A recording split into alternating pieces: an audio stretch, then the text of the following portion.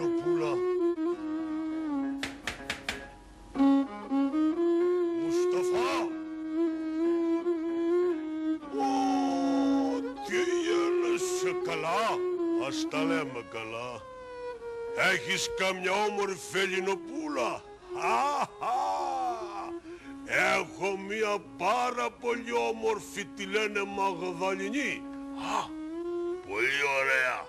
Πόσο την έχεις? Για σένα 300 λίρες. Μπράβο, πάμε να την ειδώ. Ναι, έλα μαζί. Καραγκιόζη! Τ' άκουσες? Ναι. Περίμενε εδώ.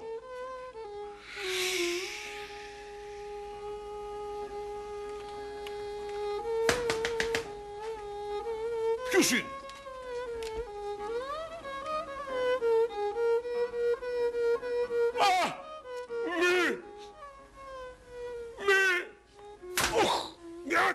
Πού την έχεις τη Μαγδαληνή? Μέσα είναι, μέσα είναι. Ποιος είσαι εσύ? Ο αδερφός της είμαι, ο αόρατος καπετάνιος. Όχι! Μορτήρα, πού είναι? Τώρα την έδινα την πουλα εδώ. Μίλησα της. Δράσα μου, Μαγδαληνή μου. Αχ, μέσα σε στέρατα. Ωρε μανούλα μου, την άγινε μου, ρε. Ωχ, μανούλα μου που τον πέταξε, έλα εδώ θεματογονιός. Πού είσαι, Δράσο? Πάτε τον όξο κι αυτόν, στάκα.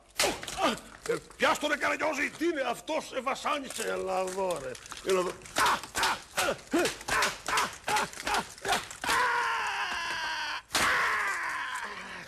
Ευχαριστήθηκα. Ελάτε. Αχ, Δρόσο μου. Αγάπη μου. Καραγκιόζη μου.